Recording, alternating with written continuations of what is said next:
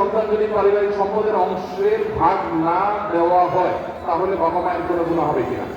বাবা মার মৃত্যুর পর তাদের সম্পদের অংশ ভাইরা বোনেরা নিজেরা ঠিকঠাক করে নিবন্ধন না করে, কাউকে যদি ঠকায়, বাবা মার যদি কোনো ত্রুটি না থাকে, তারা যদি কোনো ভুল ওসিয়ত করে না যায়, সন্তানদেরকে কুশিক্ষা দিয়ে না যায়, তাহলে তাদের কোনো দায় নাই।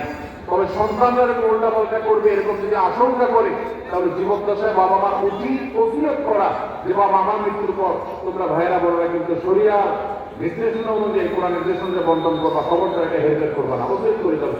ওসিয়ত করার পরে যদি সন্তানরা উল্টা পাল্টা করে, বাপ মার আর কোনো দায় থাকবে না। আমরা যারা এখানে আসছি, অনেকে ওয়াজ শুনেন, মাহফিলে আসেন, অনেকে মাশাআল্লাহ ভালো ভালো কাজ করেন, নামাজ কালামও পড়েন, কিন্তু বাবার সম্পদে, মায়ের সম্পদে, ভাইয়ের এবং বোনের যে হক আছে সেটা পাই করে হিসাব করে বুঝে দেন না। সবাই বুঝে দিবেন তো ইনশাআল্লাহ? এরপরে প্রশ্ন হলো, আল্লাহ যে আছে এর দলিল কি? কোরআন হাদিস থেকে দলিল মানবো না, কারণ এগুলো তারই কথা। এটা আমাদের যে ভাই প্রশ্ন দিয়েছেন, তিনি যদি আমাদের কোনো নাস্তিক ভাই হন বা অন্য ধর্মাবলম্বী ভাই হন বা যেই হন না কেন, তাকে আমি বলতে চাই, আল্লাহ যে আছে এটা প্রমাণ হলো আপনি নিজে। আপনি আপনার লাইফটা কোথেকে পাইছেন? নেট থেকে ডাউনলোড করে নিয়েছেন? কি বলেন? আপনি নিজেকে কোথেকে পাইছেন? আপনার আব্বা আম্মা আপনাকে নেট থেকে ডাউনলোড করে নিয়ে আসছে? আমাদের অস্তিত্বই আল্লাহর অস্তিত্বের সাক্ষী। আল্লাহ রাব্বুল আলামিন বলেছেন, ফি আনফুসিকুম আফালা তুবসিরুন, তোমাদের অস্তিত্বের মধ্যেই আল্লাহর অস্তিত্বের নিদর্শন আছে, তোমরা কি দেখো না?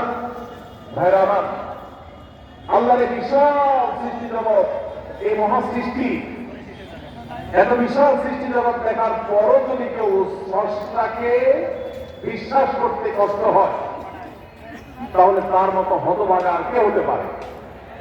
ভাইরা আমার, এই সৃষ্টি জগৎই স্রষ্টার অস্তিত্বের সাক্ষী।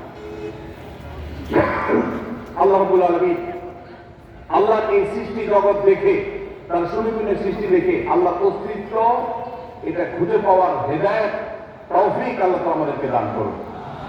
ভাইরা আমার, আমরা যদি আমাদের অস্তিত্বের দিকে তাকাই, আল্লাহ সৃষ্টির দিকে তাকাই, সূরা মুলকের শুরুর আয়াতগুলো যে অনুবাদ সহকারে আপনি পড়েন, কোরআন জুড়ে আল্লাহ রাব্বুল আলামিন যে বলেছেন, আল্লাহ রাব্বুল আলামিনের সৃষ্টি শৈলী, সেগুলো যদি আপনি অধ্যয়ন করেন, পড়েন, তাহলে যদি আলো মতো পরিষ্কার হবে যে আল্লাহ রাব্বুল আলামিনের অস্তিত্ব এটা ওয়াজিবুল উজুদ, এটার অস্তিত্বহীনতা কখনো কল্পনা করা যায় না।